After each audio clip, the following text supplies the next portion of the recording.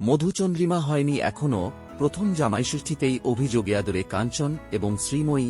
কাঞ্চন বেঁধে ফেললেন কথার জালে, তুমি আমার মধু, আকাশে আছে চাঁদ, এইখানেই মধুচন্দ্রিমা, কিন্তু শুকনো কথায় চিঁড়ে ভেজার নয়।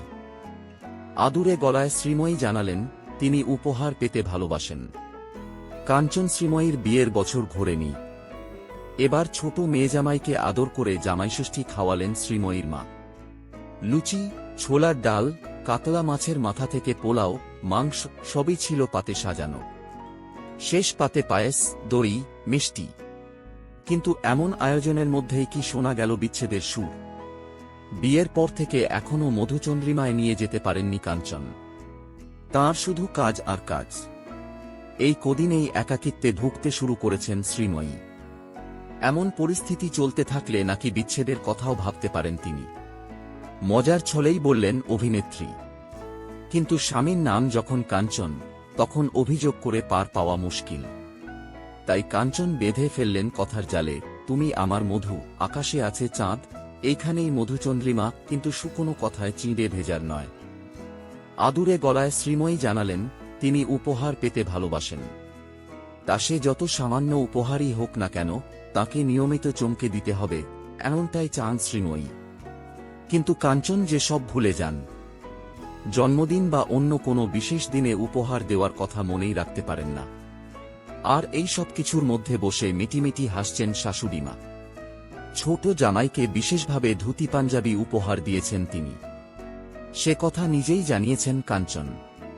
পাশাপাশি এটা জানিয়ে দিতেও ভোলেননি, মেয়ে যতই অভিযোগ তুলুন, মা বাবার জন্য উপহার দিতে ভোলেননি কাঞ্চনও। অভিনেতা বলেন, বয়স যত বাড়ে, উপহার দেওয়ার মানুষের সংখ্যা কমে যায়।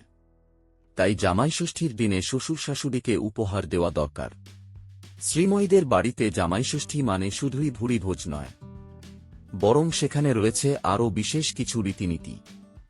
জামাইয়ের হাতে তুলে দিতে হয় কাঁঠাল পাতায় 5 ফল, নতুন জামাকাপড় তো বটেই, তার পাশাপাশি হাতে বেঁধে দিতে হয় হলুদ সুতো, আর পাখার বাতাস করে শাশুড়ি বলেন, ষাট ষাট ষাট। তবে শুধু শাশুড়ি নন, কাঞ্চনের প্রাপ্তিযোগ ভালো। তাই আসানসোল থেকে ছোট জামাইয়ের জন্য এসেছেন মাসি শাশুড়িও। শ্রীময়ী বলেন, আসলে আমার মামাসিরা 4 বোন, সকলেরই ছেলে, শুধু আমার মায়ের 2 মেয়ে। তাই মাসি চেয়েছিল এই জামাইষষ্ঠীতে যোগ দিতে। আনন্দবাজার অনলাইনের আয়োজনে জামাইষষ্ঠী জমজমাট। শাশুড়ি খাইয়ে দিলেন পোলাও, কাঞ্চনের আবদারে খাওয়ালেন ছানার কোফতা। আর এরই মধ্যে নাকি কাঞ্চন মাথা খেতে শুরু করেছেন শ্রীময়ীর।